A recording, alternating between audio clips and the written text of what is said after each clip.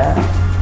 Kali ini kita akan membahas tentang pengertian sistem dalam administrasi negara ya. Jadi nanti teman-teman mahasiswa ya, selain daripada video ini, teman-teman nanti mengakses melalui LMS ya. Jadi nanti akan ada kuis, termasuk tugasnya juga nanti semua dapat diakses di situ ya. Termasuk untuk lebih lengkapnya ada modul yang kita sertakan ya. Baik, assalamualaikum warahmatullahi wabarakatuh ya, teman-teman mahasiswa yang baik hatinya, semoga dalam keadaan sehat-sehat walafiat ya, amin ya. Dan kali ini kita akan membahas tentang sistem dalam administrasi negara ya. Yang pertama-tama adalah kita membahas tentang apa sih sebenarnya itu sebuah sistem ya. Kita ketahui bersama bahwa yang dikatakan sebuah sistem itu adalah apabila ya suatu subsistemnya itu kemudian tidak berfungsi dengan baik, maka tentu akan mempengaruhi subsistem yang lainnya. Dan manakala subsistem ini tidak kemudian terjadi sebuah hubungan yang saling berkait, maka tentu akan mempengaruhi proses pencapaian tujuannya ya. Kalau kita melihat ya, Kamus Besar Bahasa Indonesia ya, yang dikatakan sebagai sebuah sistem itu adalah ada seperangkat unsur yang kemudian terbentuk secara teratur dan kemudian saling berkaitan untuk membentuk sebuah totalitas. Jadi manusia itu adalah sebagai sebuah sistem. Manakala tangan manusia itu tidak berfungsi dengan baik, maka dia tidak akan membentuk berfungsi secara totalitas, karena ada kekurangan ya. Begitu juga misalnya kakinya pincang atau misalnya tidak mendengar atau tidak mampu berbicara atau tidak mampu melihat, maka totalitas sebagai seorang manusia itu mengalami kekurangan. Nah, oleh karena itu sebagaimana yang dikatakan tadi bahwa sistem itu harus saling terkait antara unsur yang satu dan unsur yang lainnya ya. Lalu kemudian pengertian administrasi, kita melihat administrasi ini dapat kita definisikan dalam dua hal ya. Pertama dari secara sempitnya, lalu kemudian secara luas. Administrasi dalam konteks yang lebih sempit itu kita maknai sebagai sebuah atau keseluruhan kegiatan yang terjadi dalam proses kegiatan catat ya, proses penyuratan ya, dan juga penyusunan agenda ya. Tetapi kalau secara lebih luas kita lihat di sini sebagai sebuah proses. Sebagai sebuah proses itu administrasi terdiri atas perencanaan, pengorganisasian, kemudian pelaksanaan sampai dengan monitoring dan evaluasi. Nah, proses ini harus mampu melibatkan kerjasama antara dua orang atau lebih untuk mewujudkan atau mencapai tujuannya sehingga nanti dapat berhasil guna ya.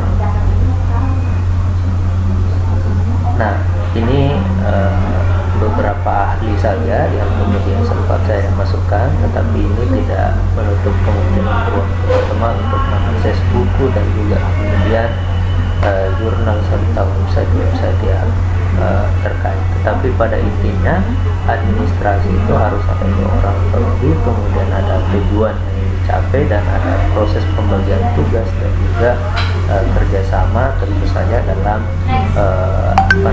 koridor atau sarana yang ada. Apakah kemudian itu dilakukan dalam sebuah negara dan kemudian dilakukan secara di dalam institusi, kantor, semacamnya ya. Sedangkan pengertian negara berasal dari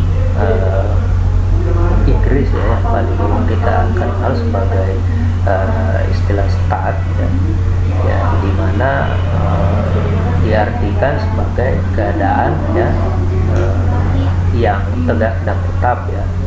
dan memiliki sifat-sifat yang secara tetap pula ya. Nah, hal ini dilihat bahwa sebuah negara itu memiliki ciri khas yang berbeda dengan negara yang lainnya. Nah, tetapi secara umum ya, negara itu harus memiliki unsur-unsur ya. Manakala unsur ini kemudian tidak unsur ini kemudian tidak ada ya, maka tentu itu akan berpengaruh terhadap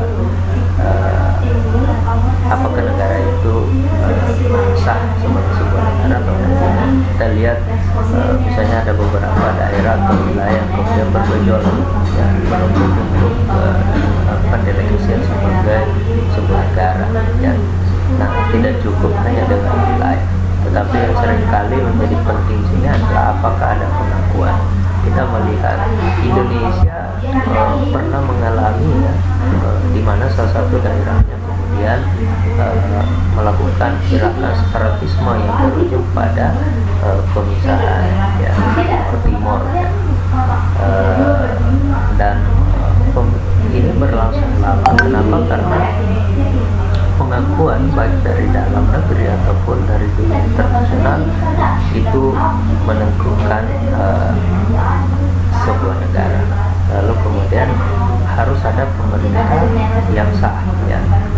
Sampai kemudian pemerintahan ini ada tetapi tidak sah atau tidak mendapatkan pengakuan daripada negara. Dan kalau Indonesia itu ya, kedaulatan tertinggi berada pada rakyat ya. Rakyatlah yang kemudian menentukan nasib sebuah negara idealnya. Tapi seringkali kita salah alamatkan ya. Kita seringkali menumpuk harapan kita lebih banyak kepada pemimpin kita di negara, provinsi, atau pemerintah daerah. Nah, setelah kita tadi ya mendiskusikan secara lebih singkat ya sistem kemudian administrasi dan juga negara, maka sekarang kita masuk kepada apa sih sebenarnya yang dimaksud dengan administrasi negara. Ya, kalau kita lihat di sini secara lebih luas ya, di mana kegiatan ya lembaga negara ya, dalam hal ini kementerian ya, lembaga, kemudian pemerintah daerah, kabupaten dan kota, provinsi ya, dalam rangka mewujudkan tujuan atau kebijakan sebuah negara ya. Nah, tetapi kalau dalam artian secara lebih sempit ya, kita melihat keseluruhan kegiatan lembaga eksekutif dalam rangka mewujudkan tujuan dan kebijakan pemerintahan. Dalam hal ini ya, eksekutif itu adalah mulai dari presiden, wakil presiden yang kemudian dibantu secara teknis oleh menteri-menteri dan lembaga ya. Baru nanti di bawahnya itu ada turunan di tingkat provinsi ya, kemudian di tingkat kabupaten dan kota ya.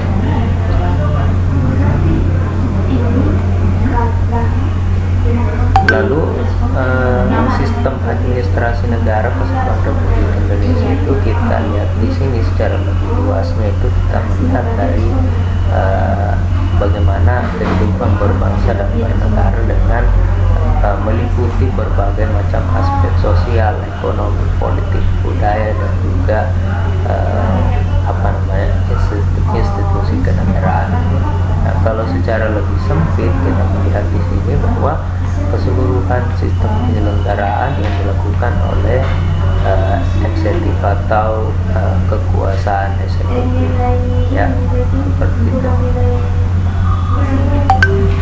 Nah, unsur-unsur daripada administrasi negara itu ya, tadi telah kita katakan ada manusia ya, lalu kemudian ada tujuan yang hendak kita capai. Nah, tujuan ini tentu kalau lebih banyak maka kita mendelegasikan secara lebih teknik berdasarkan sektor-sektor, misalnya sektor perikanan, sektor kelautan, sektor pertanian, dan inilah yang kemudian harus mampu dibangun sebuah atau diciptakan sebuah kolaboratif kerjasama ya, dan secara terencana. Manakala unsur-unsur ini terpenuhi, maka tentu harapan kita adalah mewujudkan sebuah sistem administrasi negara kesatuan Republik Indonesia yang sesuai dengan apa yang kita harapkan, dan pencapaian tujuan bernegara dapat kita wujudkan ya. Jadi teman-teman dapat melihat di sini apa yang menjadi subsistem dari administrasi negara, lalu kemudian sistem penyelenggaraan negara, secara lebih khusus sistem penyelenggaraan pemerintahan sebuah negara ya. Baik, demikian teman-teman yang sempat saya sampaikan pada kesempatan kali ini. Insyaallah